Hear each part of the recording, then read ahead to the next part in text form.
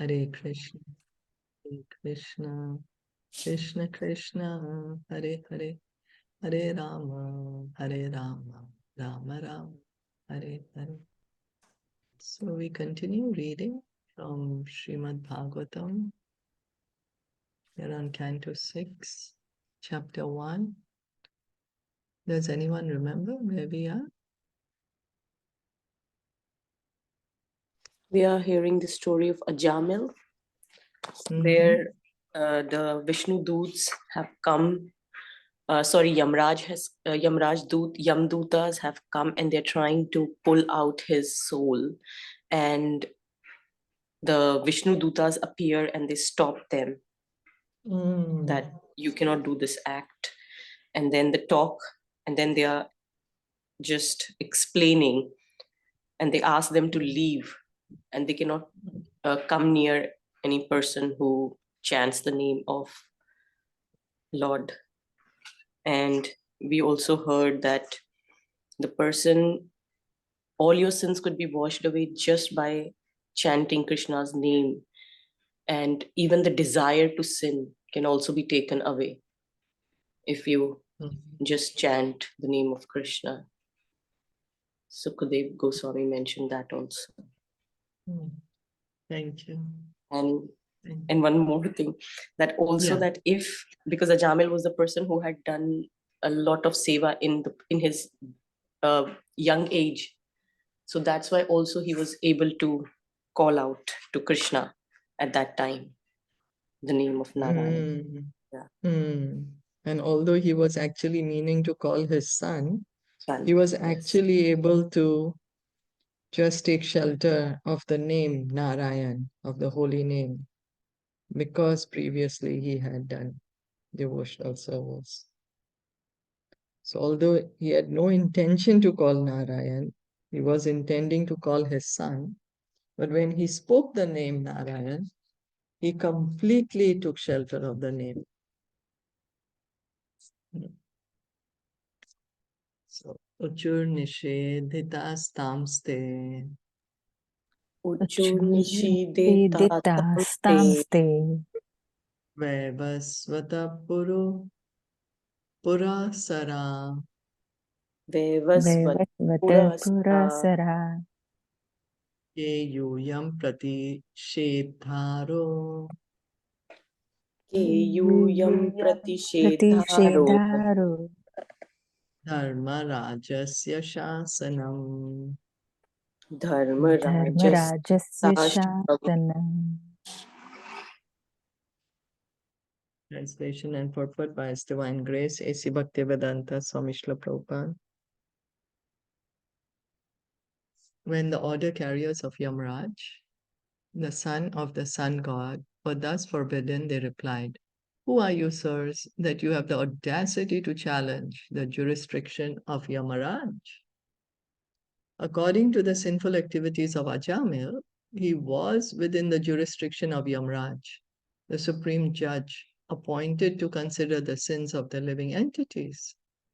When forbidden to touch Ajāmila, the order carriers of Yamraj were surprised because they had never been hindered in the execution of their duty by anyone within the three worlds. So who's Yamraj's father? Vaivasvat Manu. Surya. Vivaswan. The sun god. The sun god, yeah. The sun god. Sun god. So then now what are the Yamaduts feeling? What are they going through? They are very surprised that how come they've been stopped by somebody, and who are they? And what is surprising to them? That Ajāmila is already so sinful, and then why we can't take him away? Yeah. It's like he's such a sinful man, and always we take away all sinful people. So why can't we take this one? Kasya vakuta ayata. Kasya vakuta ayata. Kasmat asya nishedhata Tha. Kasmat asya nishedhata. Kim deva upadevaya. Kim Kim deva deva upadevaya. upadevaya. Yoyam kim siddha sata satamaha. Yuyam kim Yuyam kim sit siddha satam. satama. Dear sirs, whose servants are you? Where have you come from? And why are you forbidding us to touch the body of Ajāmila? Are you demigods from the heavenly planets? Are you sub-demigods? Or are you the best of devotees? The most significant word used in this verse is Siddha Sattama, which means the best of the perfect. In Bhagavad Gita 7.3, it is said, Manushyanam sahasreshu kaschit yatati siddhaye. Out of millions of persons, one may try to become siddha, perfect, or in other words, self-realized.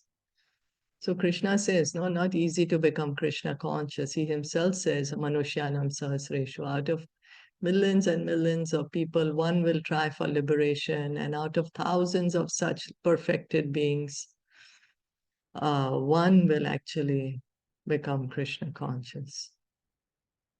So a self-realized person knows that he's not the body, but a spirit soul. Aham Brahmasmi.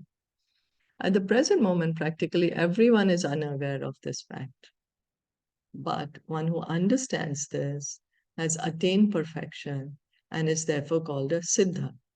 So Siddha, a perfected being, means he's understood, I'm not the body, I'm spirit soul. Not theoretically, but he's actually understood it. When one understands that the soul is part and parcel of the Supreme Soul, and one thus engages in the devotional service of the Supreme Soul, one becomes Siddha Sattama. So, okay, Siddha is one who understands I'm not the body, I'm the soul. And Siddha Sattama is when he understands I'm a spirit soul, I'm an eternal servant of the Supreme Soul. I am part and parcel of Supreme Soul. So let me engage in devotional service.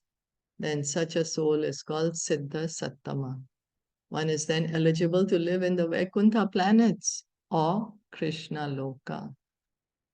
The word Siddha Sattama therefore refers to a liberated, pure devotee, because he's understood his constitutional position. I am eternal part and parcel of Krishna. So let me engage in devotional service. Since the Yamadutas are servants of Yamaraj, who is also one of the Siddha Sattamas, they knew that a Siddha Sattam is above the demigods and sub-demigods, and indeed above all the living entities within this material world. The Yamadutas therefore inquired why the Vishnudutas were present where a sinful man was going to die. So Yamraj, he's one of the Mahajans. He's a pure devotee of God. It's a great responsibility. It's a great, great responsibility, you know. He has to be so neutral because he's going to decide if one is going to suffer in the hellish planets. We saw what terrible suffering is there. So we can see that how pure in heart Yamraj is. He's given such a responsible work. So he's not acting out of envy, you know, oh, this one did this to me, so I'm going to punish him in this way, and this one did that to me. So no, he's so neutral. It's great responsibility, Yamraj. So anyway, here now the Yamdutas are wondering, what are the Vishnudutas doing here? A sinful man is going to die. Why the Vishnudutas have come? It should also be noted that Ajāmila was not yet dead, for the Yamadutas were trying to snatch the soul from his heart. They could not take the soul, however, and therefore Ajāmila was not yet dead. This will be revealed in later verses. Ajāmila was simply in an unconscious state when the argument was in progress between the Yamadutas and the Vishnudutas. The conclusion of the argument was to be a decision regarding who would claim the soul of Ajāmila? So the soul is still in the body. The soul has not yet left the body, and the Vishnudutas, the Yamadutas are trying to take the soul, and the Vishnudutas are stopping. Sarve Padma Palashaksha. Sarve Padma Palashaksha. Pita Kausheya Vasasa. Pita Kausheya Vasasaha. Kiritina Kundalino. Kiritino Kundalino. Lasat Pushkaramalina. Lasat Pushkaramalina. Sarve cha Nutna Vayasa. Sarve cha Nutna Vayasaha. Sarve Charu Chaturbhuja. Sarve Charu Chaturbhuja. Dhanur Nishan Gasi Gada. Dhanur Nishanga Ati Gada. Shankha Chakram Bhuja Shriyaha. Shankha Chakra Ambuja Shriyaha. Disho Viti Mira Loka. Disho Viti Mir Aloka. Kurvanta Svena Tejasa. Kurvanta Svena Tejasa. Kim Artham Dharma Palasya. Kim Artham Dharma Palasya. Kinkara no Nishedhata. Kinkarano na Nishedhata.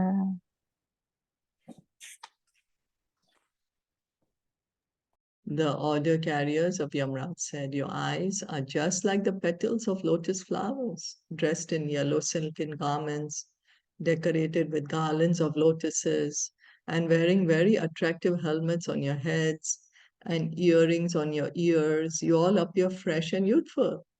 Your 4 long arms are decorated with bows and quivers of arrows, and with swords, clubs, conch shells, discs, and lotus flowers. Your effulgence has dissipated the darkness of this place with extraordinary illumination. Now, sirs, why are you obstructing us? Before even being introduced to a foreigner, one becomes acquainted with him through his dress, bodily features, and behavior, and can thus understand his position. Therefore, when the Yamadutas saw the Vishnudutas for the first time, they were surprised. They said, by your bodily features, you appear to be very exalted gentleman, and you have such celestial power that you have dissipated the darkness of this material world with your own effulgences. Why then should you endeavor to stop us from executing our duty? So the Yamadutas, of course, they are wherever the sinful people are, they are in the hellish planets. So they had no opportunity ever to meet the Vishnudutas, the Yamadutas and Vishnudutas. They're living in separate worlds, doing different duties. Here we can see the Vishnudutas look so beautiful by this description. Look like Lord Vishnu, no? Their 4 arms, and they have all the paraphernalia that Lord Vishnu carries. How we heard also in the story of 4 Kumaras when they visited Vaikuntha. So everybody looked like Lord Vishnu there. So here, Vishnu Dutta is also looking like this.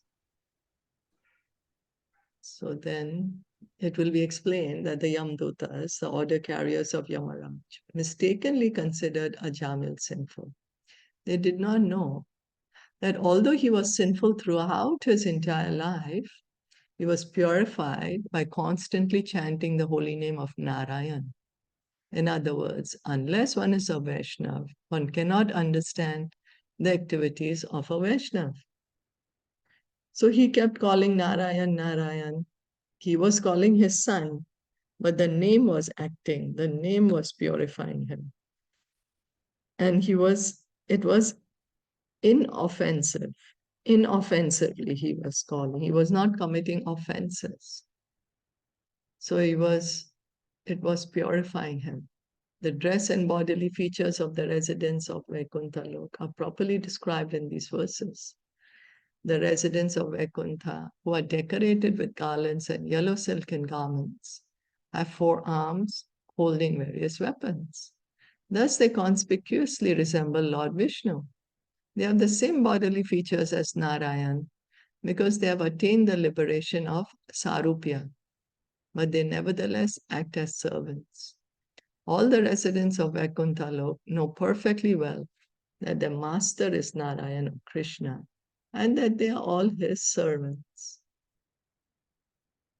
So the residents of Vaikuntha, they look like Lord Vishnu, but what is their mood? Servant. Their mood is of servant, serving Krishna. Yeah, serving Krishna, yeah. And what is the mukti they have attained? Sarupya. Yeah, Sarupya. And what it means in English? It's the same roop that you get.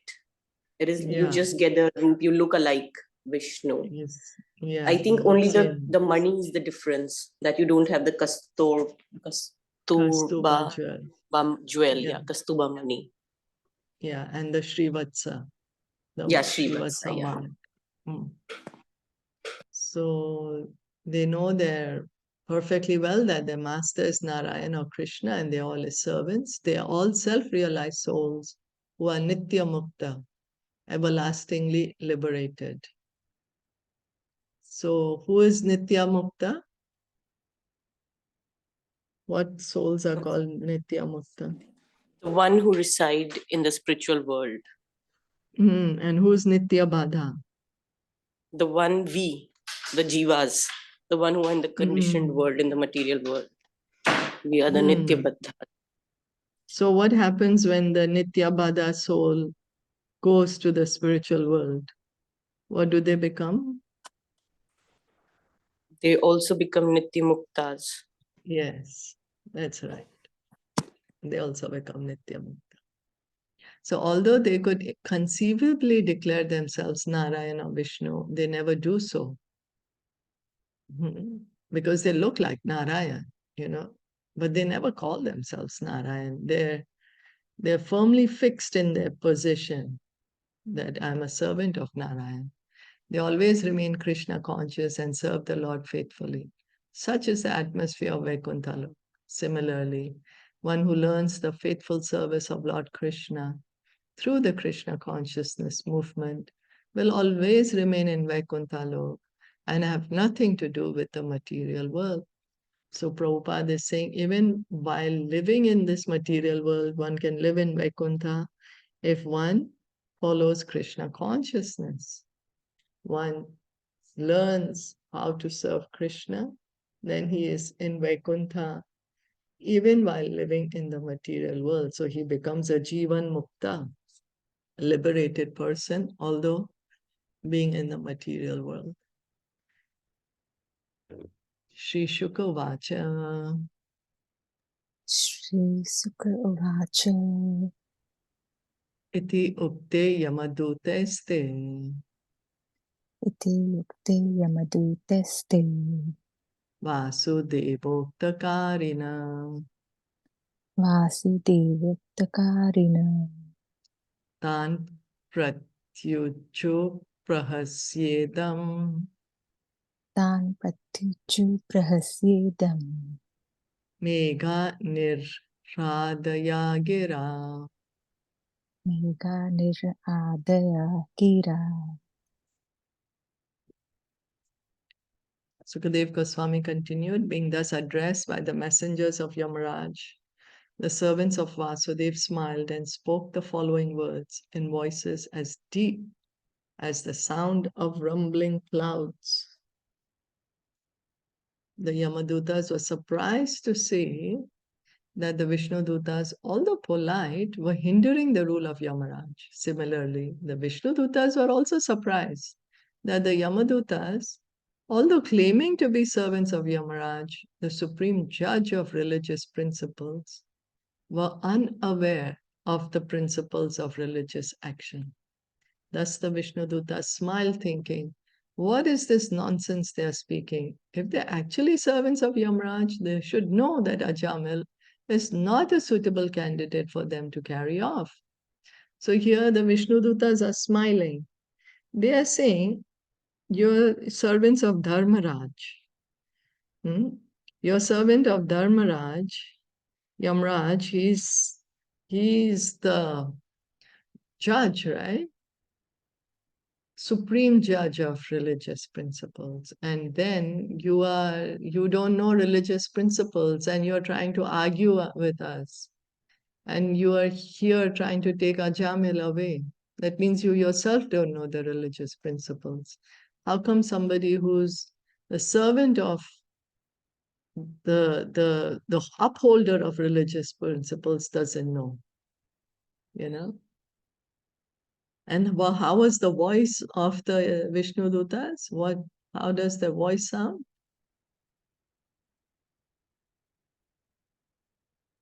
They were polite. I think they were not.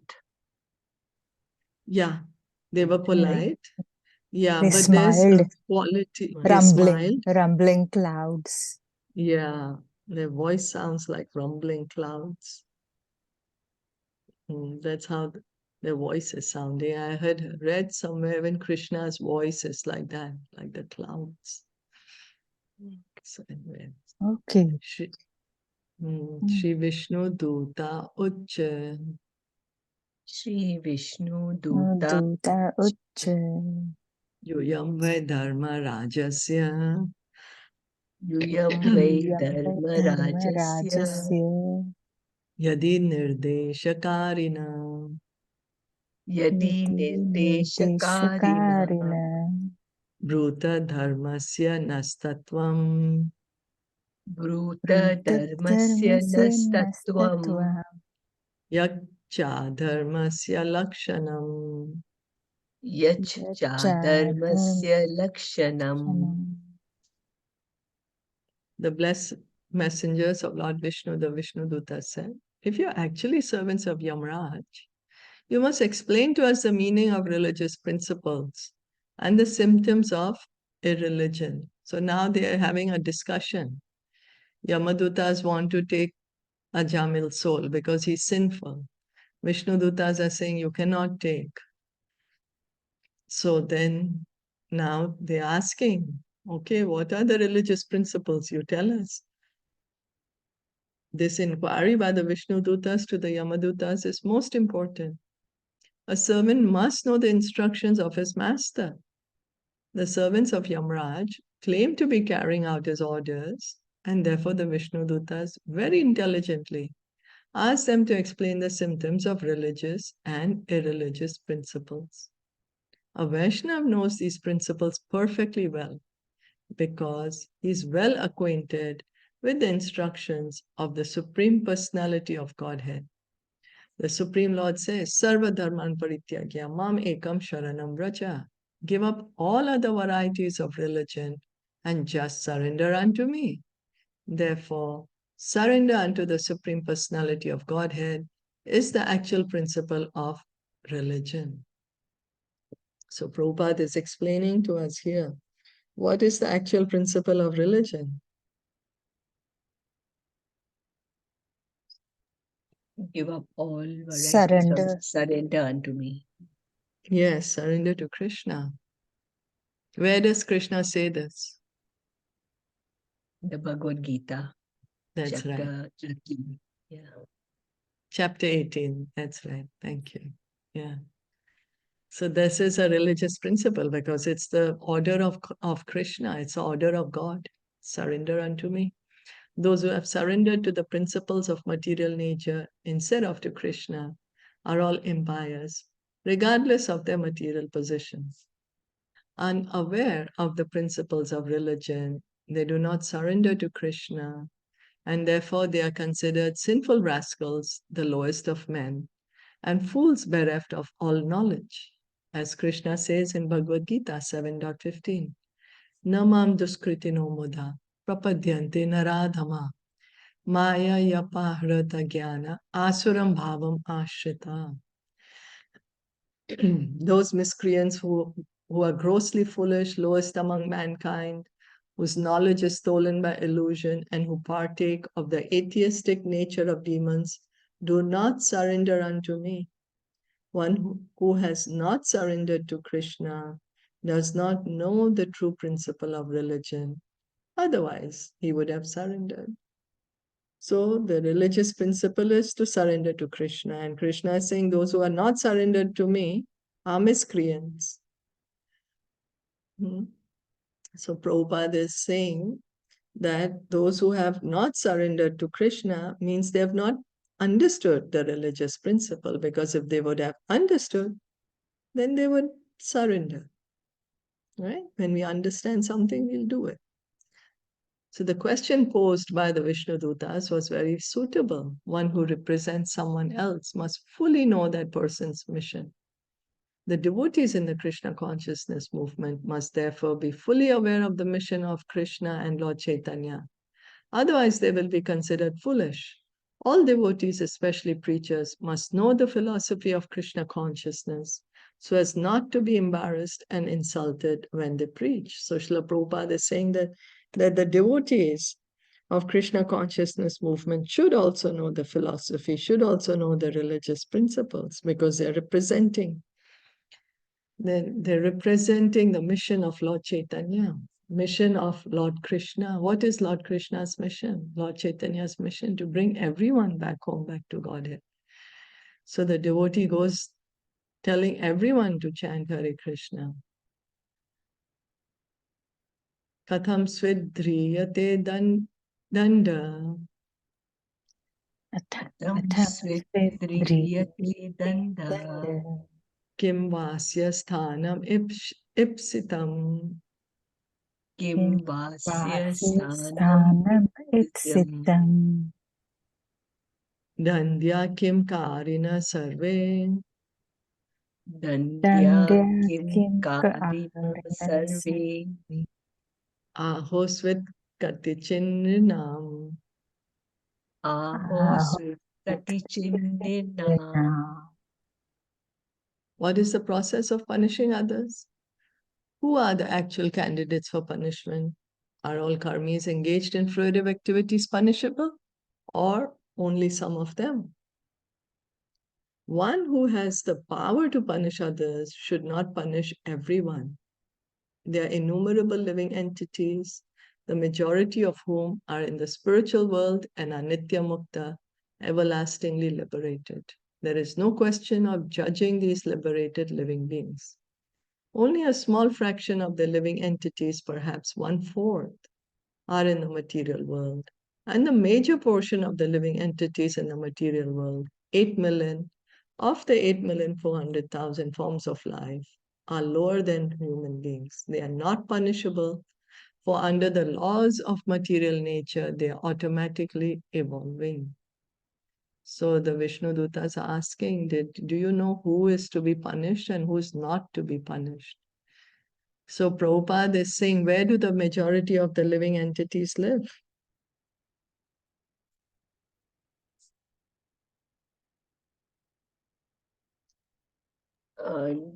They are lower than the human beings, right? The majority, well, the majority are in the spiritual world. Okay. Yeah.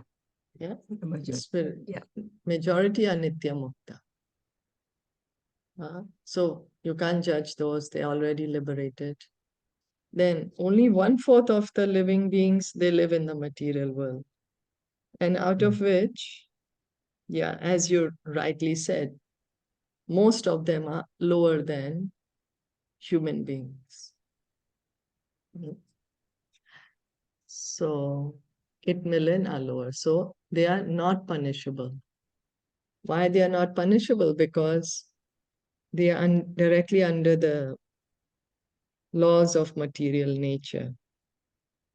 They're just evolving. Once one becomes an animal, then you just evolve, or a tree or a fish.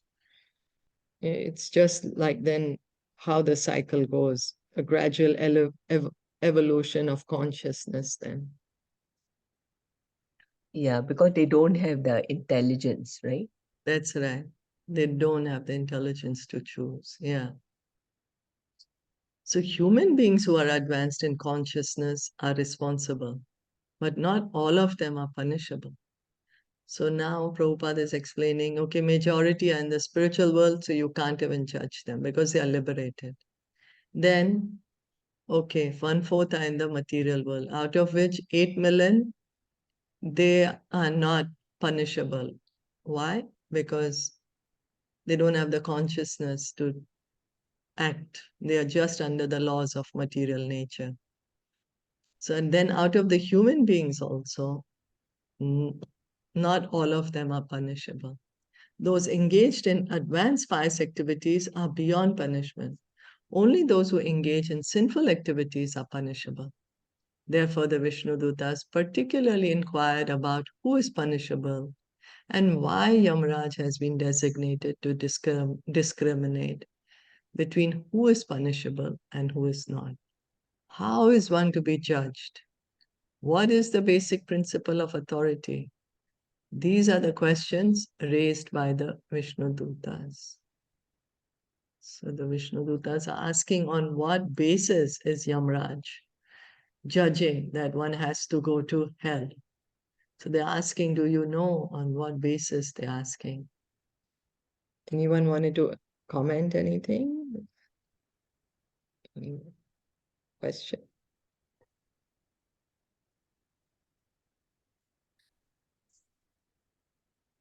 No, then we'll read one more. Yamaduta Uchu.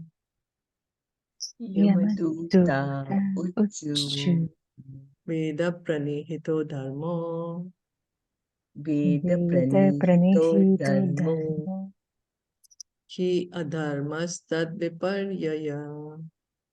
Ki Adharmas Tat Viparyaya Vedo Narayana Sakshat. Vedo Narayana Sakshat Swayambhur iti Shushruma.